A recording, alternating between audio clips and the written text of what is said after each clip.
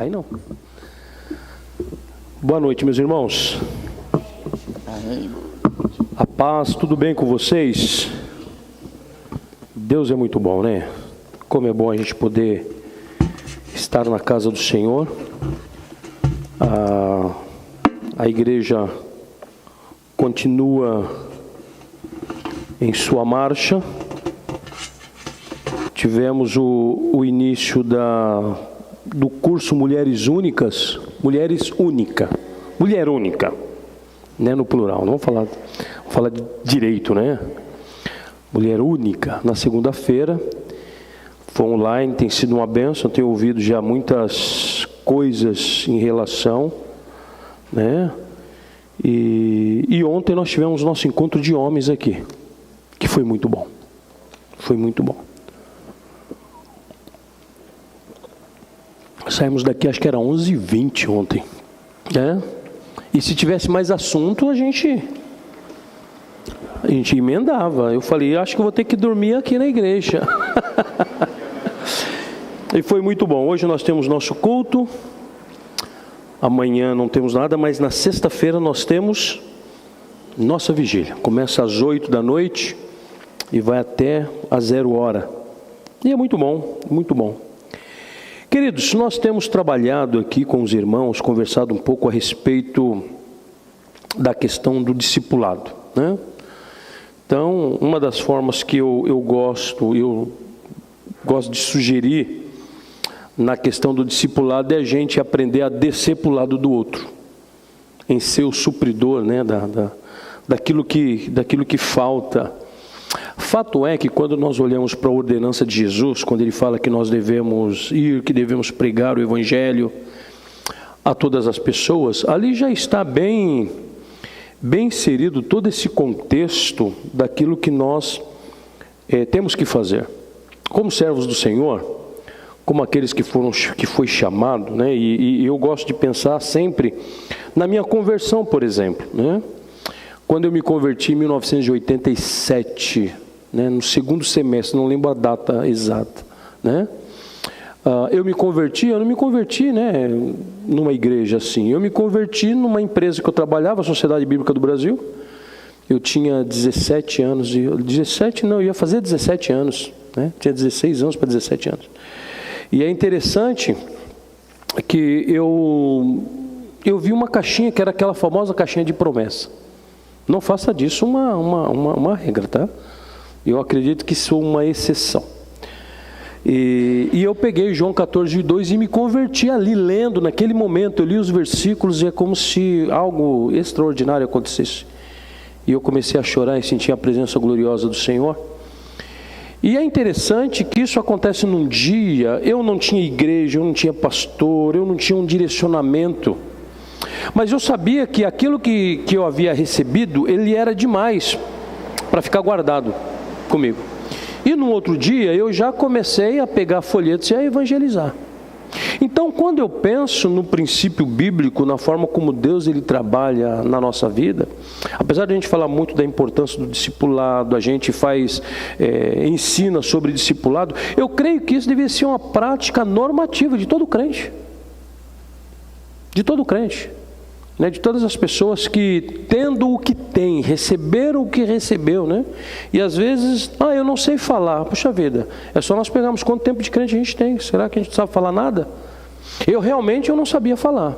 Então, como eu não sabia falar, os panfletos que eu distribuía falavam por mim, né? Então eu não sabia chegar e dizer para as pessoas. Eu sei que aquilo que tomou conta de mim era demais para mim. E era algo que me impulsionava isso. Então nós precisamos entender em primeiro momento que o Espírito Santo é aquele que nos impulsiona a fazer algo sobrenatural. A questão é que hoje, eu já falei isso em outra oportunidade, mas apenas repetir para que você não esqueça, é que nós transformamos tudo em programação de igreja. Tudo vira programação.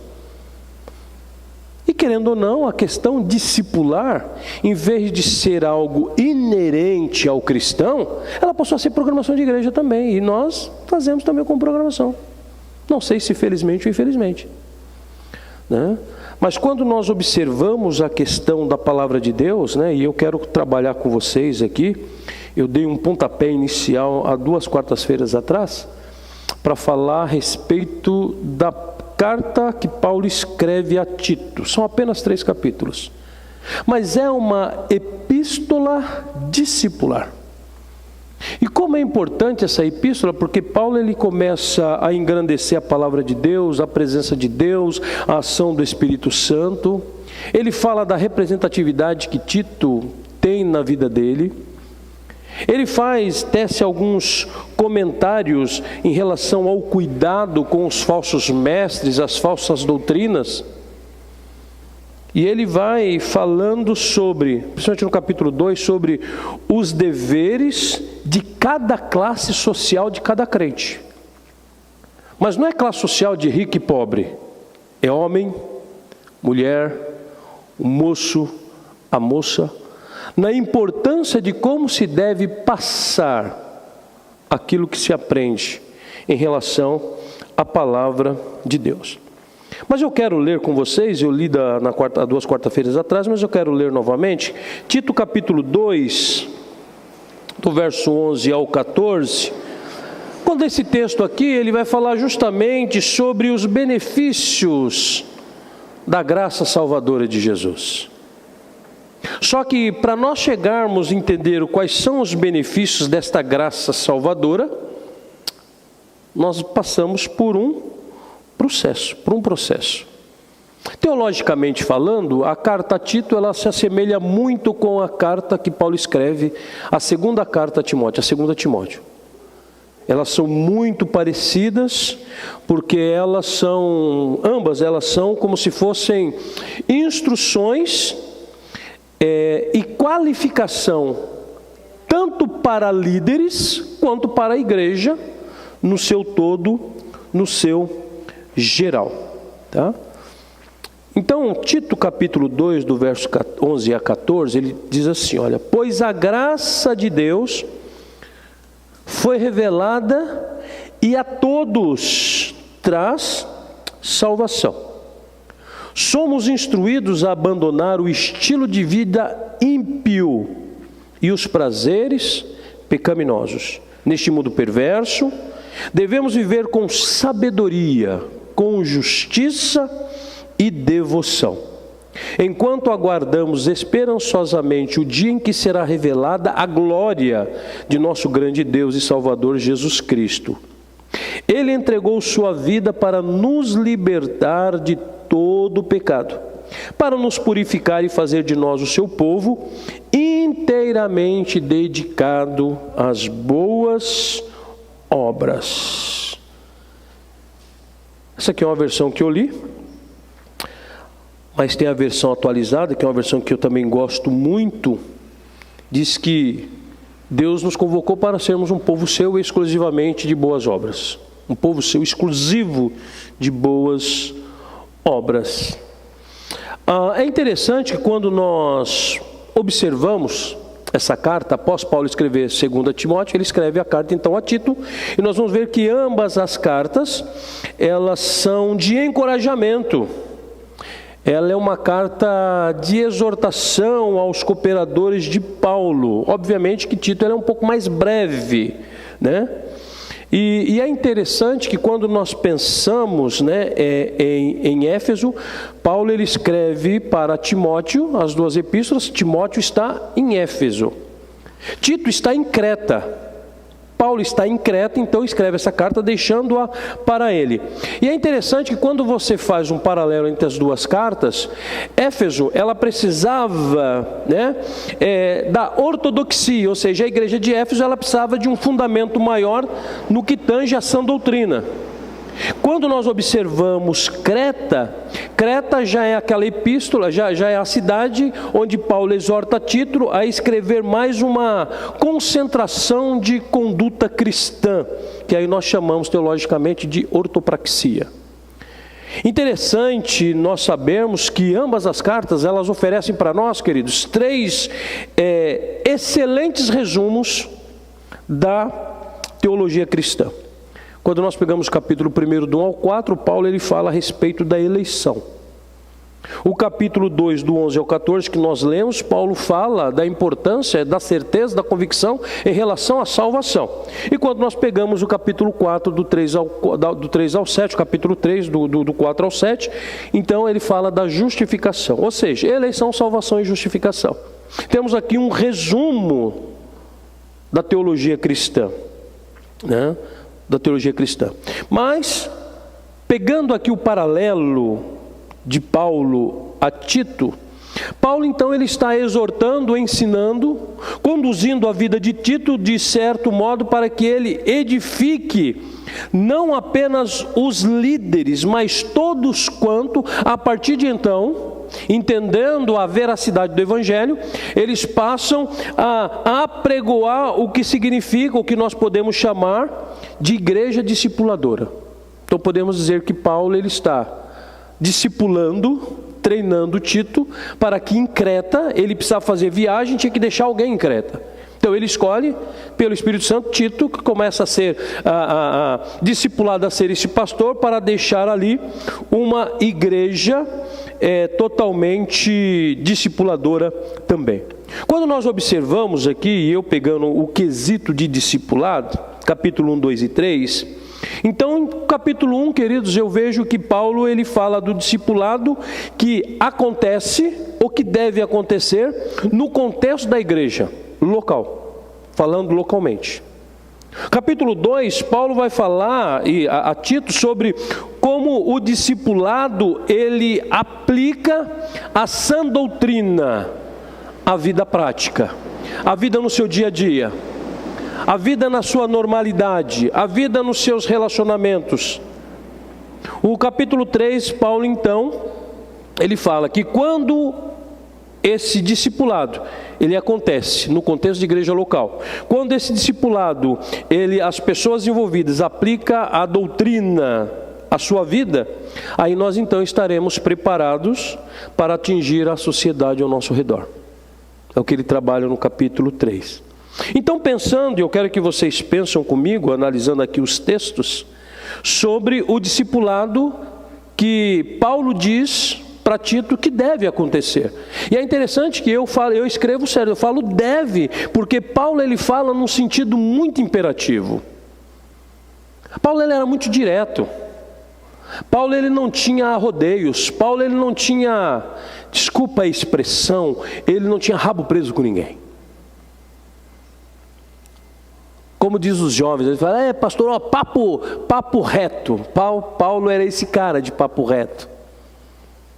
Paulo ele chegava e dizia aquilo que precisava ser dito.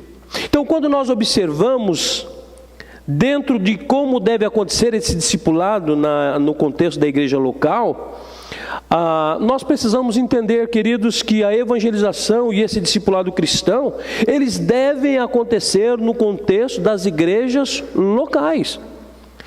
E o que é que esta igreja ela faz? Ela deve ser, o ensino deve ser calcado na palavra de Deus. E é isso que Paulo vai dizer para nós aqui do verso 1 ao verso 4. E eu queria ler com vocês aqui. Eu vou tentar ler aqui, a minha versão é aquela versão transformadora. Ela parece que é um pouco mais simplificada. Então, se tiver algumas palavras um pouco diferentes, mas vocês vão ver que o sentido, o contexto, ele é o mesmo, tá? Paulo ele começa a mostrar aqui qual é o alicerce da igreja. O alicerce da igreja é a palavra de Deus. Então, se a igreja ela não for alicerçada na palavra, querida, essa igreja ela não tem fundamento. E tudo aquilo que não tem fundamento, o que acontece? O que acontece com o prédio? Né? Não muito longe da minha casa, né? Um dia nós estávamos, inclusive, Patrícia, a gente foi no shopping e eles estavam erigindo próximo um edifício de 6 andares. Um edifício, um prédio pequeno. E de repente virou um alvoroço, o pessoal dizendo, olha, aquele prédio do lado aqui caiu. Como que caiu? Ruiu.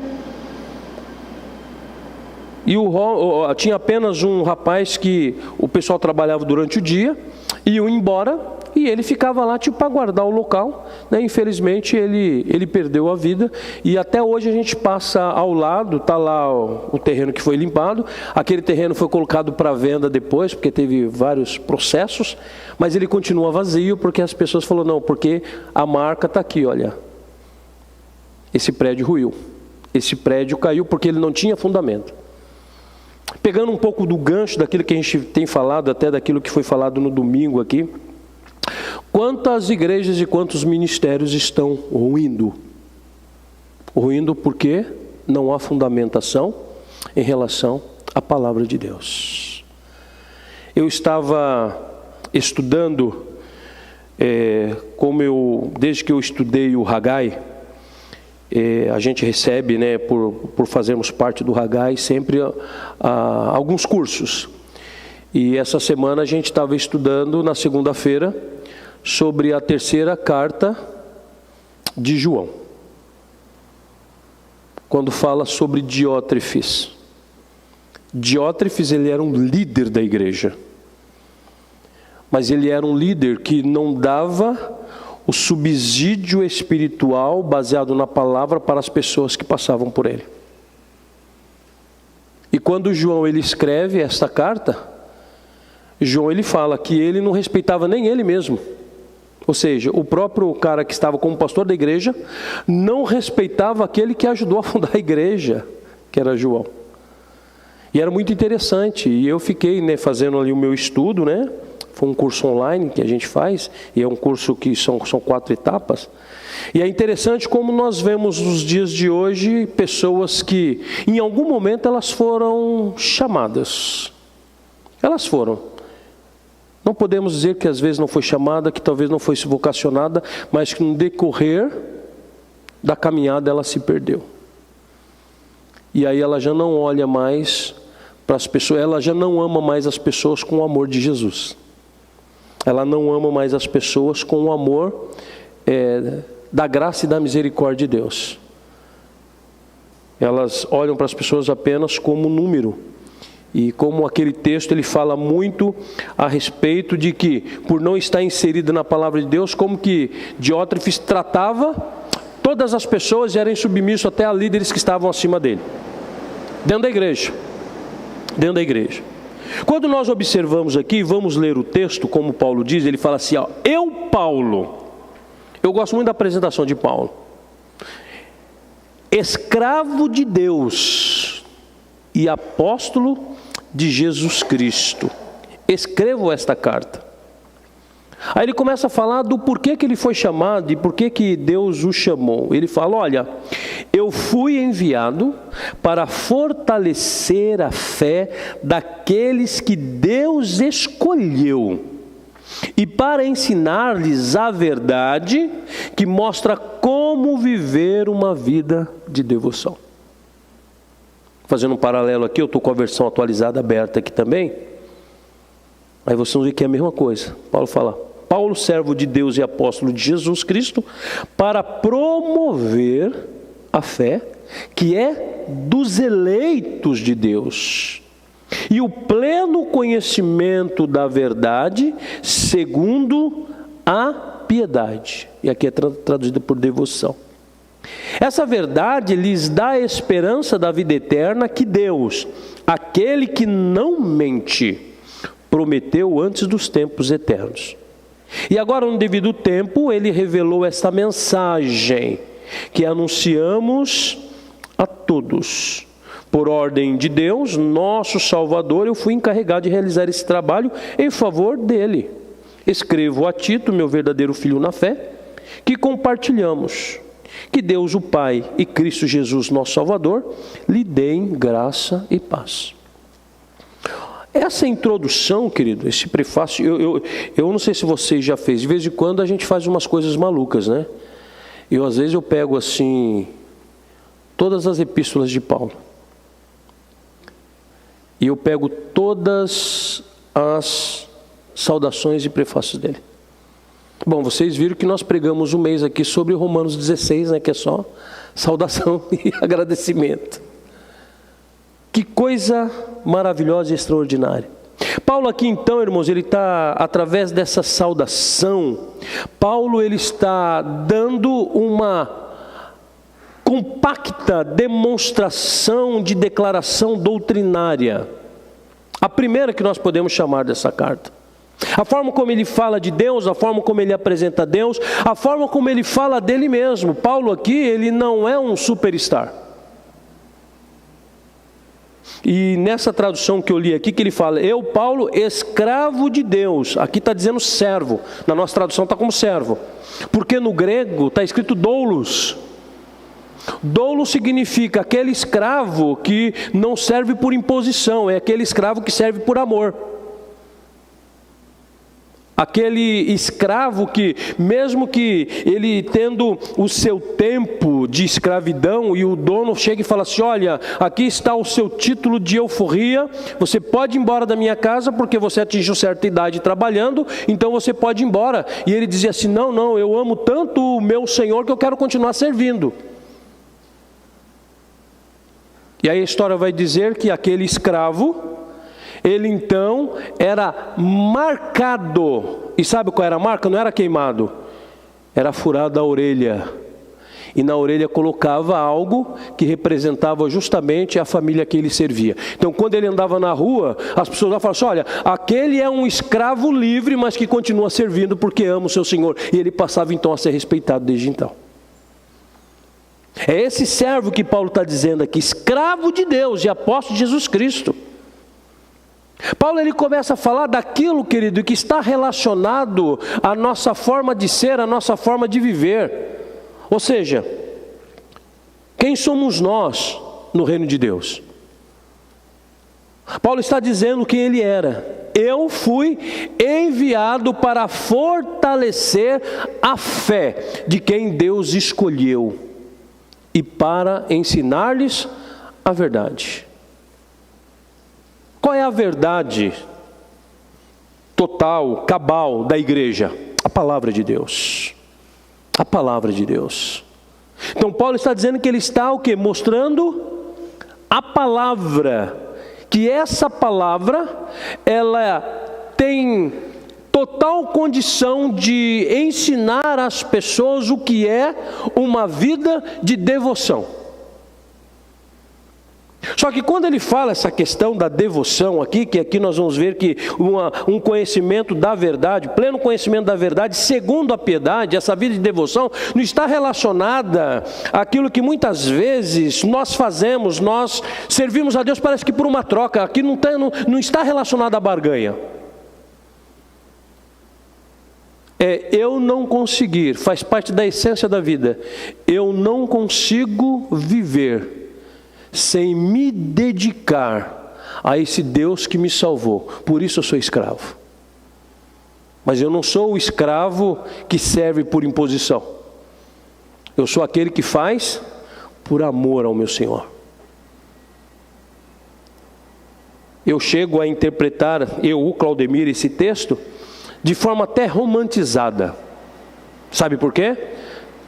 Porque esse texto, quando você lê ele no grego, é como se Paulo estivesse fazendo uma declaração para o próprio Deus. Uma declaração de amor. Uma declaração de alguém apaixonado por Deus. Que é o que muitas vezes falta na minha vida. Falta na nossa vida. É sermos apaixonados por Jesus. É sermos apaixonados pelo nosso Salvador.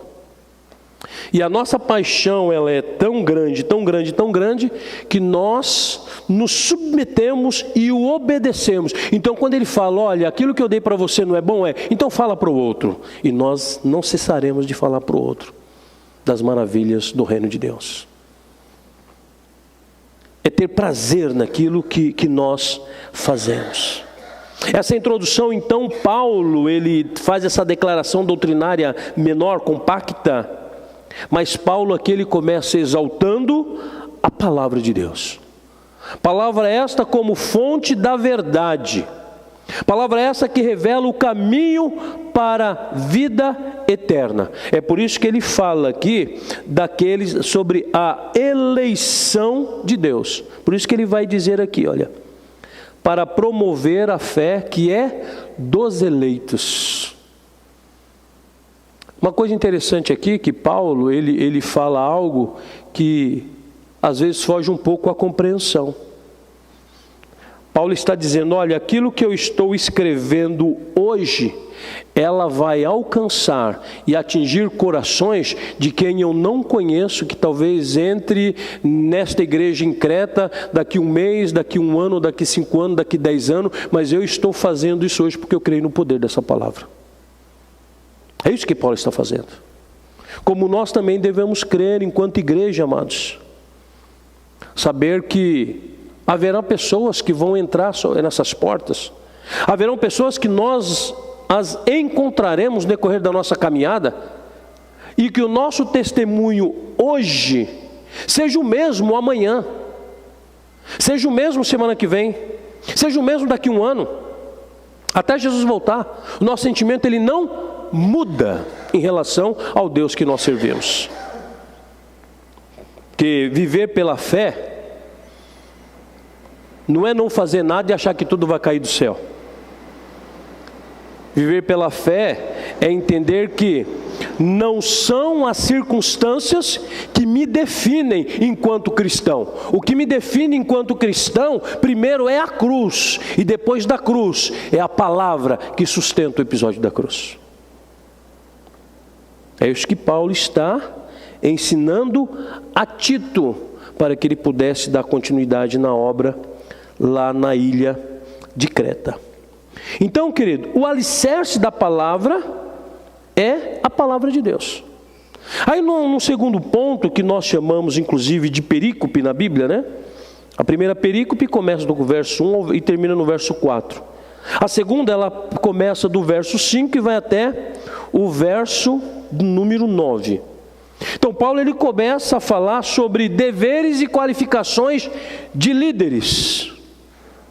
Primeiro ele começa a falar daqueles que têm responsabilidades, mas depois ele vai chegando e vai afunilando dizendo, olha, isso aqui é para todos nós. Quando nós entendemos isso, nós não colocamos peso sobre liderança. Nós sabemos que as lideranças, elas têm responsabilidades. Eu não sou pastor porque eu sou melhor do que vocês. Eu não sou pastor porque eu sei mais do que vocês. Eu sou pastor porque Deus me chamou para esse dom, Deus me vocacionou para isso. E cada um de nós temos um chamado e temos uma vocação. Ser corpo é justamente isso. Não é a mão dizer para o braço, eu não preciso de você. Não é o olho dizer para a boca, eu não preciso de você. Não é a boca dizer para o ouvido, eu não preciso de você. Mas ter esse alinhamento de forma que todos são um em Cristo. Para fazer o quê? Para realizar o seu propósito. Então, Tito capítulo 5, do verso 9, nós vamos fazer essa leitura. Por quê? Porque Paulo aqui então, ele está lembrando a Tito a responsabilidade que ele tinha. Qual era a responsabilidade dele? Organizar algumas igrejas em Creta. Seja na cidade central, seja nos arredores da cidade, fazendo o quê? Não assumindo para si a responsabilidade toda, mas nomeando pessoas que iriam ajudá-los. Existem algumas traduções que chamam de bispos, outras traduções que chamam de presbíteros, né? Mas essa qualificação, ela não está relacionada a cargo. Não está apenas relacionada a funções, está relacionada àqueles que assumem com primazia o ensino daquilo que eles receberam. Ou seja, aquilo que eu recebi, eu vou ensinar também. E como é interessante que Paulo ele passa tudo isso dentro, a questão didática de Paulo ela é muito igual em todas as suas epístolas. Por isso que as pessoas às vezes confundem, né? A carta aos Hebreus dizendo, porque aqui foi Paulo que escreveu. Tem teólogos que afirmam, né? Tem teólogos que afirmam. A gente não sabe. Eu não me arrisco nem a dizer. Porém, quando você lê Hebreus, você vê muito de Paulo. É interessante, é isso. Você vai se adaptando com a questão, com a veia escriturística paulina. Então você, né, mas às vezes uns falam, é 14, não, é 13, né? 14 é se você colocar Hebreus, né? Mas vamos ficar com 13. Apesar que tem gente que não gosta do número 13, mas Paulo escreveu 13 epístolas, né? Pô, de 27 o cara escreveu 13, gente. No Novo Testamento, né? A graça de Deus era muito abundante na vida de Paulo. Então ele começa fazendo aqui aquilo que nós podemos falar de apontamento. Ele diz o seguinte: por esta causa te deixei em Creta, para que puseste em ordem as coisas restantes, bem como em cada cidade constituístes presbíteros, conforme eu te prescrevi, conforme eu te instruí. Então primeiro assim, Paulo aqui está fazendo um apontamento para Tito. Aí depois Paulo ele fala: agora eu vou passar para você a forma de avaliação. Qual é a forma de avaliação? Essa pessoa, Tito, ela tem que ser irrepreensível. O que é uma pessoa irrepreensível? É aquela, não é aquela que, tem pessoas que falam assim, uma pessoa irrepreensível é aquela pessoa que não é cabível repreensão. Gente, não existe uma pessoa que não é cabível de repreensão. Foi Jesus. Mas quando diz irrepreensível, é aquela pessoa que, além dela aceitar repreensão, ela tem um espírito ensinável. É diferente. Aí ele vai dizendo aqui, olha, tem que ter uma mulher só, os filhos devem partilhar da sua fé, deve ter uma vida, né? Não ter fama de rebeldia ou de devassidão. Aqui está dizendo, né? Não são acusados de dissolução e não são insubordinados. Aí depois ele diz aqui, né? É indispensável, ele usa outra expressão, o bispo seja irrepreensível como dispenseiro de Deus, não ser arrogante, não ser briguento, não deve beber vinho em excesso, não deve ser violento, não deve buscar lucro desonesto, não deve ter nada disso. Mas como que ele deve ser então? Se ele não pode ter isso, ele tem que ter o quê? Ele deve ser hospitaleiro, ele deve amar o bem. É interessante que há uma diferença entre fazer o bem e amar o bem. Fazer o bem está relacionado a princípio ético. Ético e moral, humano. Quando falamos de ética e moralidade, estamos falando de aspectos humanos. Quando falamos de amar o bem, está relacionado às questões espirituais. Tem diferença em relação a essas duas questões aqui, tá? E aí ele fala aqui, olha, amar o bem, vivendo de forma sábia, sendo justo, ter uma vida de devoção e uma vida disciplinada, né? Que no verso 8 diz, né? Domínio de si. Ter domínio de si. O verso 9 diz, ele deve estar plenamente, né? Aqui, apegado à palavra fiel, plenamente convicto da mensagem fiel que lhe foi ensinada, de modo que possa encorajar outros com o verdadeiro ensino e mostrar aos que se opõem onde estão errados. Ou seja, ele sabe dizer para o errado o que está errado. Então são coisas, na versão atualizada diz, ele exorta o reto caminho como para convencer os que contradizem. Ou seja, então quer dizer, irmãos, que quando uma pessoa está errada, a gente não tem que afastar ela da gente. A gente tem que atrair o errado mesmo, para mostrar para ela o que é o certo. E esse convencer aqui, a mesma etimologia da palavra grega nesse convencer, é aquela quando Jesus ele fala, dizendo assim que é o Espírito Santo quem convence o homem do pecado, da justiça e do juízo. E é interessante que, partindo desse pressuposto, dessa etimologia, dessa palavra em grego, significa que quem convence o cara que está errado não sou eu, e também quem convence ele do certo não sou eu. É o Espírito Santo que age na gente.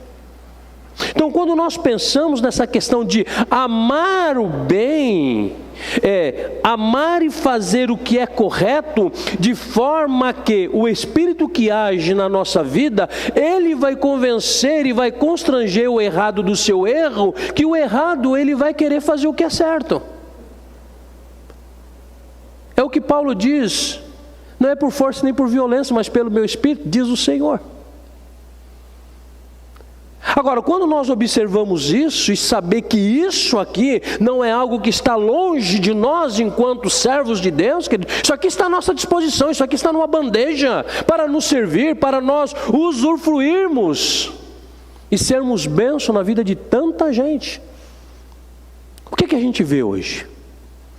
Você vê pessoas... Hoje eu estava ouvindo pela manhã, eu fui fazer algumas coisas, então eu ligo o rádio do meu carro, então quando não está em notícia, eu gosto de ouvir. Tem uma rádio que traz debate bíblico.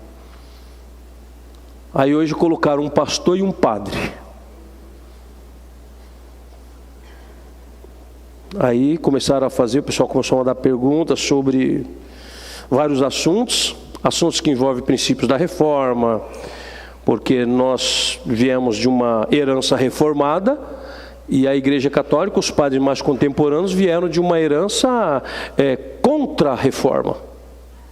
Aí eles começam a debater, e sabe aquele negócio, aquele jogo de ping-pong que ninguém deixa a bolinha cair? Aí um bate, pá, porque alguém tem que ganhar. Só que é o seguinte, as pessoas elas debatem não para apresentar o adequado, o correto. Aí você vê que há muitos homens que têm uma mente brilhante, mas não são amantes do bem. Eu só quero mostrar que eu sei mais do que você. Eu só quero sair vitorioso desse debate. E porque eu preciso de tapa nas costas para as pessoas dizer que eu sou bom. E eu fiquei observando que faltou amor. E aí o padre, para falar sobre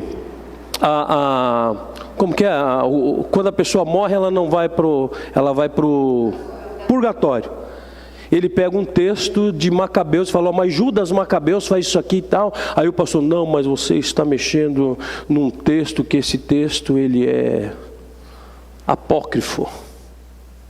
Puxa vida, mas para ele tem valor.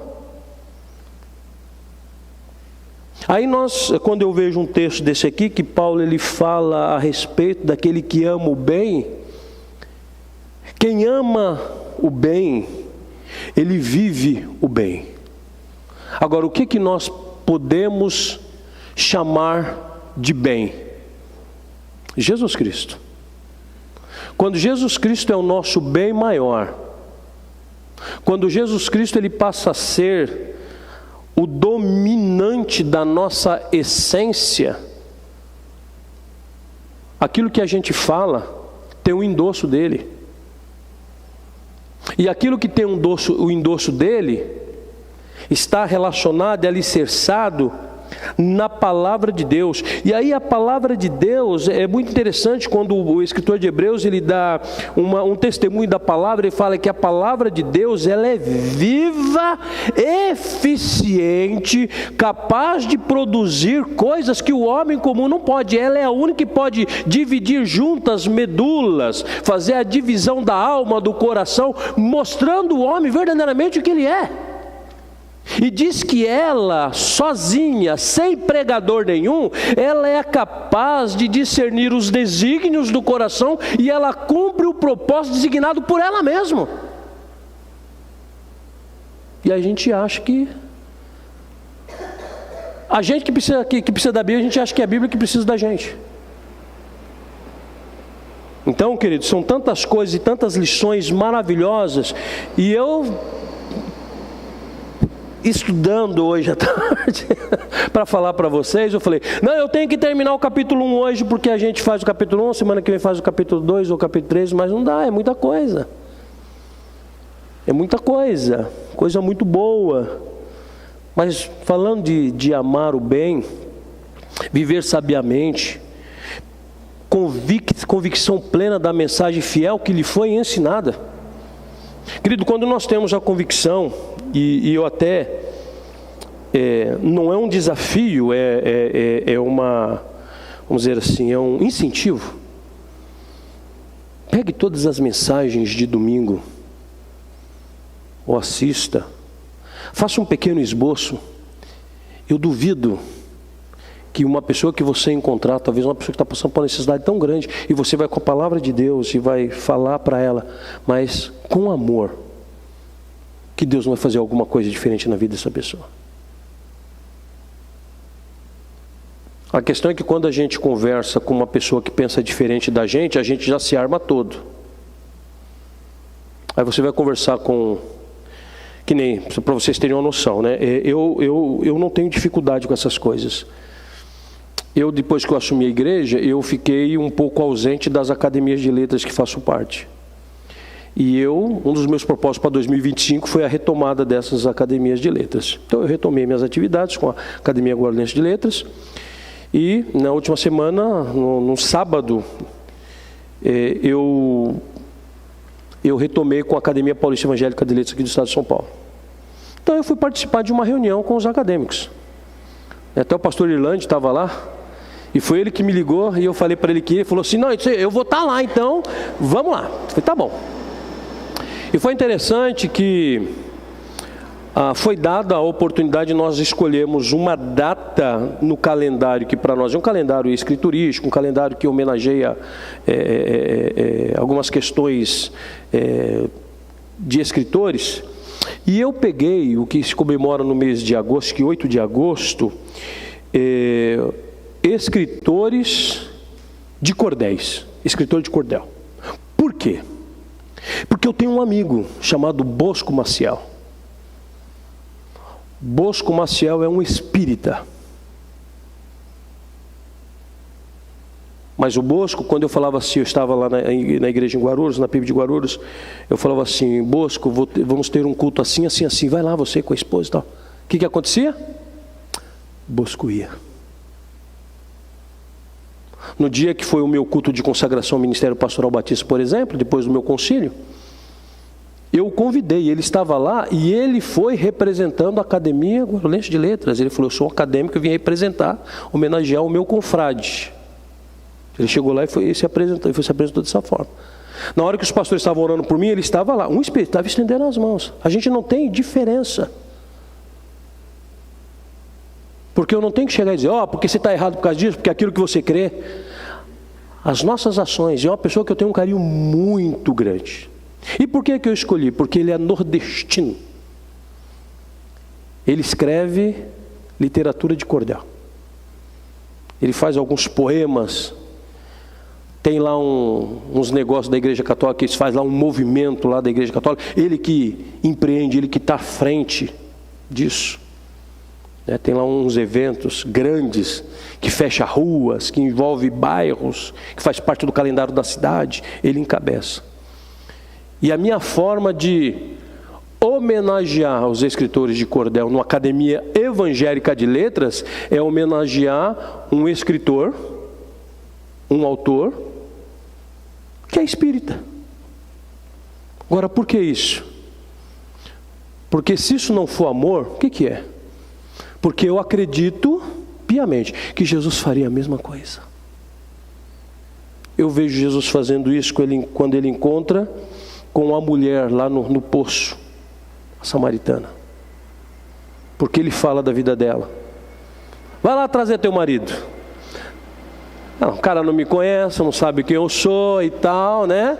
E ela chegou toda pomposa. Espera aí, quem tu pensa que é para pedir água para mim, você, sendo judeu? Você sabe que eu sou samaritano, eu sei que você é. Mas eu tenho uma coisa para falar para você, eu gostaria que você chamasse o teu marido. Chama teu marido. Não tenho marido. Ela pode dizer, eu sou solteira. Jesus fala assim, olha, você falou muito bem. Você falou a verdade. Você não tem marido. Porque nenhum dos outros foram teu marido, inclusive o que você está junto com ele não é teu marido também. Opa! Jesus não chegou esculachando ela. Tanto é que ela chega e fala o quê? Eu vejo que você é um profeta. Olha que diálogo. Jesus não chegou esculachando. Jesus não chegou dizendo, está vendo, sua víbora, você vai para os quintos, porque você está vivendo uma vida totalmente dissoluta. A primeira demonstração de Jesus para aquela mulher, que tem num primeiro momento uma ação de repulsa contra ele, ele amou. É por isso que eu não sei porque eu estou tão impulsionado em falar esse texto aqui, de amar o bem. Jesus amou. Jesus amou. E porque Jesus amou aquela mulher, ela esquece inclusive o propósito pelo qual ela estava naquele poço. É por isso que há um livro escrito na década de 70, eu esqueci o nome agora do autor, mas chama-se O Cântaro Abandonado. É uma narrativa daquele cântaro que foi abandonado por conta de um encontro glorioso, inesperado, não marcado, não agendado fisicamente, mas que participava da agenda de Deus para a vida daquela mulher. A questão é a forma desse amar o bem, desse que nós precisamos como igreja cuidar de pessoas, e para isso nós precisamos ser saudáveis, porque um cristão saudável gerará outro saudável. Aquela mulher, ela abandona o seu cântaro, ela volta para a cidade dela, e o que ela faz? O texto bíblico vai dizer o seguinte, que ela começou a anunciar para todos da cidade que ela havia encontrado um profeta, e esse profeta falou da vida dela, e ela estava aliviada daquela situação. Uma mulher que de adúltera, uma mulher que de arrogante, uma mulher que de separatista, uma mulher que quando ela quer dialogar teologia com Jesus, ela fala do monte de adoração, que o monte dela era outro, e o de Jesus, o dos judeus é outro. Jesus não discutiu teologia com ela, mas uma mulher que foi salva pelo amor de Jesus, e que não há na Bíblia, mas há comentaristas, historiadores, a arqueologia diz isso para a gente, e eu creio que se transformou numa grande evangelista, e muitas almas foram salvas a partir do testemunho dessa mulher, porque a cidade sabia quem era essa mulher, e a cidade sabia quem foi essa mulher após o encontro com aquele homem naquele poço.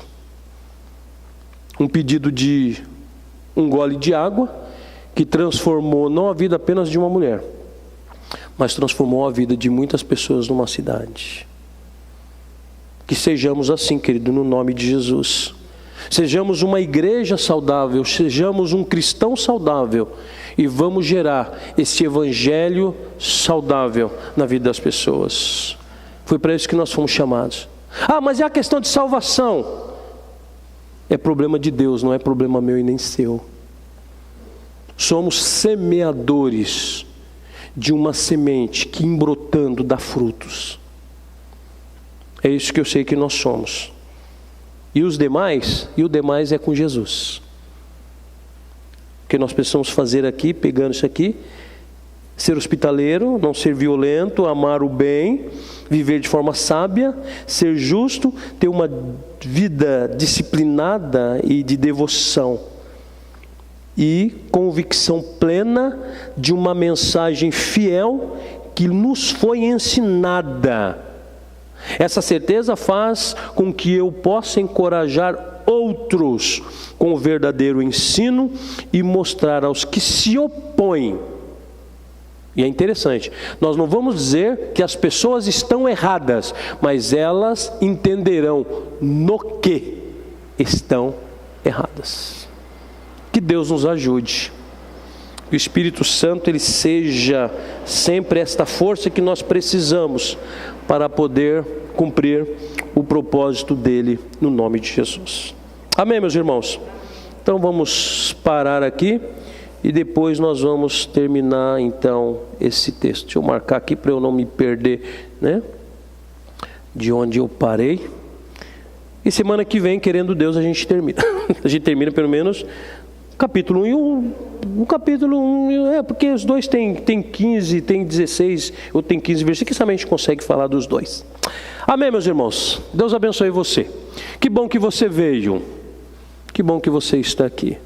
Permitamos todos nós que a palavra de Deus ela faça uma morada eterna e uma morada prática no nosso coração. Que sejamos a Bíblia que o mundo está lendo, através do nosso testemunho, no nome de Jesus. Vamos orar. Senhor, obrigado, Senhor, pelo poder da Tua palavra, Senhor. Palavra essa de que quando somos impactados por ela, Senhor, nós nos curvamos diante da graciosidade e do ensino poderoso que ela é e representa nas nossas vidas. Senhor, que sejamos em todo tempo, em todo momento, Pai Celestial, anunciadores desta boa notícia, Senhor. Porque essa boa notícia, ela não fala apenas de uma mensagem. Essa boa notícia, ela fala de uma pessoa. E a pessoa bendita de Jesus Cristo, nosso Senhor e Salvador por excelência. Que sejamos anunciadores, ó Pai, da Tua palavra, Senhor, que aquilo que falta em nós, completa, Senhor. Tira de nós, ó Pai Celestial, tudo aquilo que ainda tem sido impeditivo para que alcancemos vidas que estão perto da gente. Tira de nós todo espírito separatista, Senhor. Tira de nós, ó Pai Celestial, todo espírito preconceituoso. Mas transforma tudo isso num pacote de amor. Um amor tal, ó Deus, que as pessoas quando olharem para nós e nos ouvir, elas sintam-se verdadeiramente abraçadas pelo Senhor. Que sejamos instrumentos dessa graça e desse favor divino. Leva-nos em paz, ó Deus, para os nossos lares. Nos guarda, Senhor. Nos livra de todo mal, Senhor. Se o Senhor não voltar para nos buscar, queremos estar aqui na sexta, Senhor, no culto da vigília. Queremos estar aqui no domingo, na nossa escola dominical, no nosso culto de manhã, Senhor. Que o Senhor possa nos conduzir, Senhor, plenamente sobre a vitória que o Senhor tem para cada um de nós. Guarda a nossa vida, guarda os nossos corações, guarda a nossa mente, guarda os nossos olhos, os nossos ouvidos, guarda a nossa casa, a nossa família, Senhor. É a nossa oração, ao qual fazemos no